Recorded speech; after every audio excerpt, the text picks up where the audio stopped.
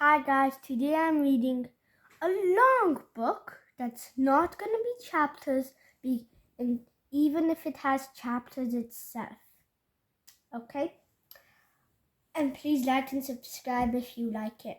Horrid Henry's Sports Day. Chapter 1. We all want Sports Day to be a great success tomorrow, announced Miss Batteraxe. I am here to make sure that no one, she glared at Horrid Henry. So he's Horrid Henry. Horrid Henry spoils it. Yeah, he's Horrid Henry.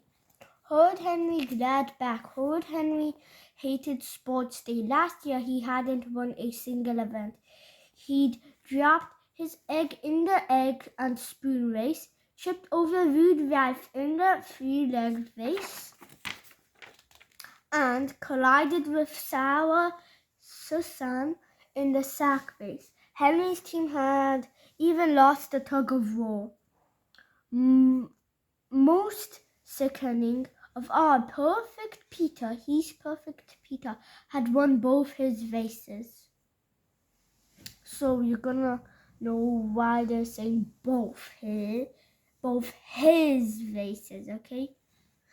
If only the school had a sensible day, like TV watching day or chocolate eating day, or who could guzzle the most chips day, Horrid Henry would be sure to win every prize.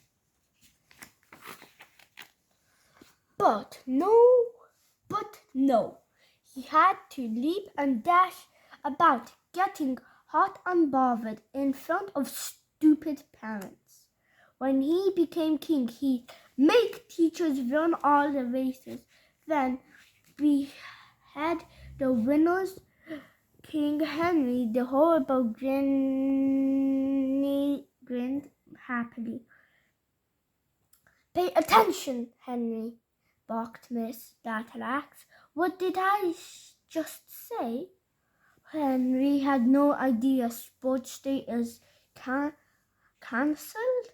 He suggested hopefully. Miss Batteraxe fixed him with her steely eyes. "I said no one is to bring any sweets tomorrow. You'll all be given a delicious, refreshing piece of orange." Henry slumped in his chair, scowling. All he could do was hope for rain. Chapter 2. Sports Day dawned bright and sunny. That thought Henry. He could, of course, pretend to be sick, but he'd tried that last year and Mom hadn't been fooled. The year before that, he'd complained he'd hurt his leg. Unfortunately, Dad then caught him dancing on the table. It was no use.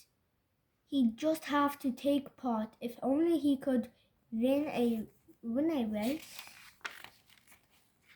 Perfect Peter bounced into his room. "Sports Day today," beamed Peter, "and I'm responsible for bringing the hard-boiled eggs.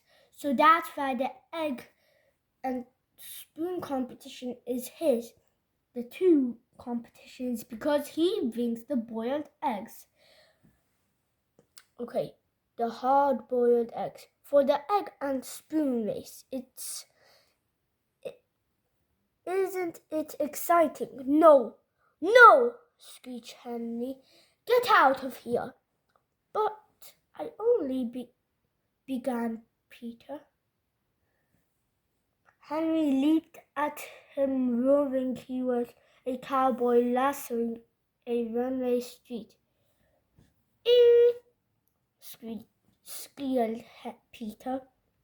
"Stop being horrid, Henry," shouted Dad.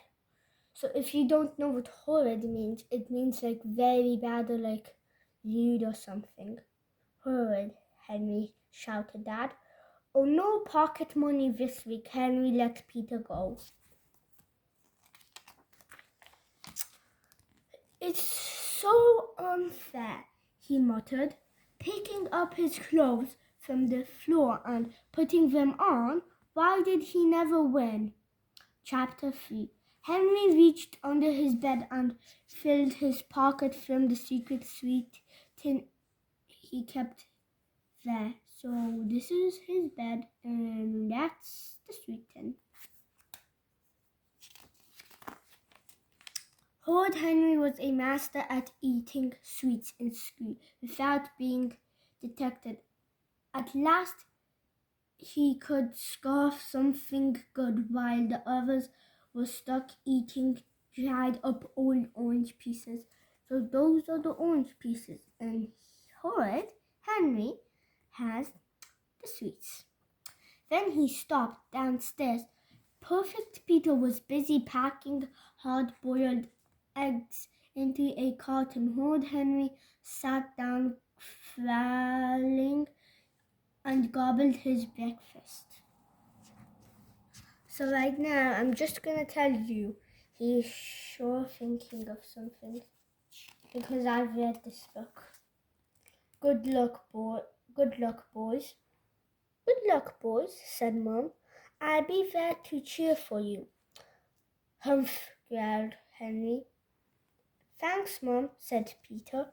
I expect I'll win my egg and spoon race again, but of course it doesn't matter if I don't. It's how you play that counts. But at the end, the Horrid Henry says that. Shut up, Peter, snarled Henry. Egg and spoon? If Henry heard that disgusting phrase once more, he would start frothing out the mouth. Mom, Henry told me to shut up, wailed Peter, and he attacked me this morning. Stop being horrid, Henry, said Mom. Peter, come with me, and we'll comb your hair. I want you to look your best when you win that trophy again. Henry's blood boiled. He felt like snatching those eggs and hurling them against the wall. Then Henry had a wonderful, spectacular idea. It was so wonderful that Henry heard Mom coming back down the stairs. There was no time to lose, crowing about his brilliance. Horrid Henry ran to the fridge, grabbed another egg carton and swapped it with the egg box of hard-boiled ones on the counter. Don't forget your eggs, Peter, said Mom. She handed the carton to Peter. He tucked it safely in his school bag. Tee-hee, thought Horrid Henry. Chapter 4. Henry's class lined up on the playing fields. And just to say, I haven't done this, but I do not know who has. Yeah, that's bad. Flash! A small figure wearing gleaming white trainers zipped by. It was Arabic AI, the fastest boy in Henry's class. Gotta run, gotta run, gotta run, he chanted, gliding into place beside Evan.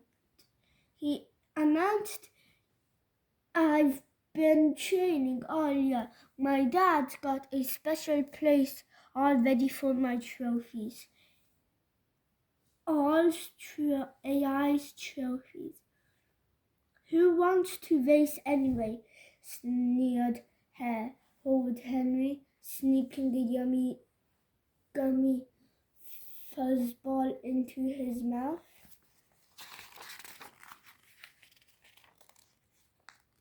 Now, teams for the three-legged race, barked Miss Battleaxe into her megaphone.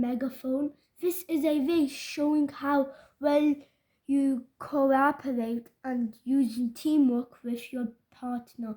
Ralph will race with William. Josh will race with Claire. Henry, she glanced at her list. You will race with Margaret. No! Screamed Horrid Henry. No! Screamed Moody Margaret. Horrid Henry and Moody Margaret. Both the worst friends ever. They will never get along. Yes, said Miss Battleaxe, but I want to be with Susan, said Margaret. No fussing, said Miss Battleaxe, but where's your partner? I don't know, said Beefy Butt. Henry and Margaret stood as far apart as possible while their legs were tied together. You'd better do as I say, Henry hissed Margaret. I'll decide how we race. I will. You mean? Hissed Henry. Ready, steady, go. Miss Battleaxe blew her whistle. They were off. Chapter 5.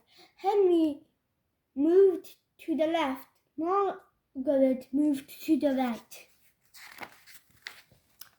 This way, Henry shouted. Margaret, she tried to drag him.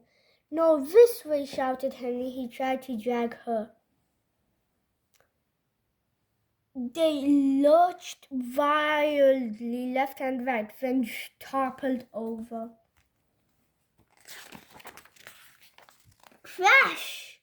Olympic AI and lazy Linda tripped over the screaming Henry and Margaret. Smash! Rude Ralph and Rippy William fell over AI and Linda. Bump! Dizzy Dave and Beefy Butt collided with Ralph and William. Wow! Wailed Rippy William. It's all your fault, Margaret, shouted Henry, pulling her hair. No, yours, shouted Margaret, pulling his harder. Miss Battleaxe blew her whistle frantically. Stop! Stop! She ordered Henry. Henry! Margaret! What an example to set for the younger ones. Any more nonsense like that and you'll be severely punished. Everyone get ready for the egg and spoon race. This was it, the moment Henry had been waiting for. The children lined up in their teams. Moody, Margaret, Sarah, Susan, and anxious Andrew were going first in Henry's class.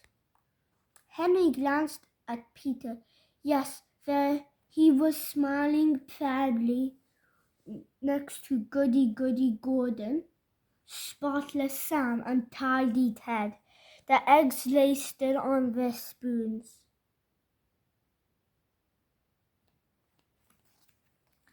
Horrid Henry held his breath. Ready, steady, go! Shouted Miss Battleaxe. They were off. Chapter 6. Go, Peter, go! Shouted Mum. Peter walked faster and faster and faster. He was in the lead. He was pulling away from the field. Then wobble, wobble, splat! Ah! Yelled Peter. Moody Margaret, egg wobbled, splat, then Susan splat, then everybody splat, splat, splat. I've got egg on my shoes, wailed Margaret. I've ruined my new dress, shrieked Susan. I've got egg all over me, squealed Tidy Ted. Help, squeaked Perfect Peter. Egg dripped down his trousers.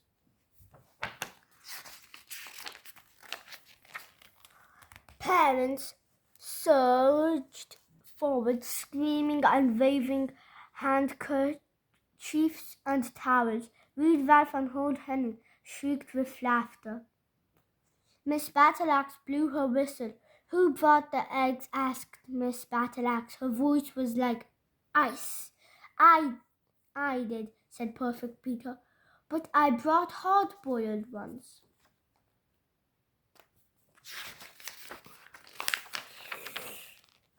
Out, shouted Miss Battleaxe. Out of the games. But, gasped Perfect Peter. No buts! Out! She glared. Go straight to the head. Perfect Peter burst into tears and crept away. Horrid Henry could hardly contain himself. This was the best sports day he'd ever been to. The rest of you stop laughing at once. Parents, get back to your seats. Time for the next race, ordered Miss Battleaxe. Chapter 7. All things considered, thought Horrid Henry, lining up with his class. It hadn't been too terrible a day.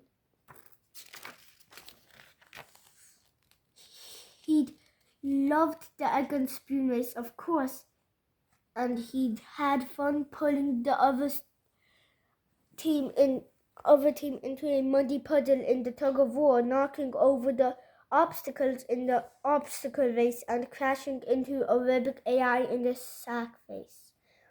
But, to actually win something, there was just one race left before sports day was over. The cross-country run.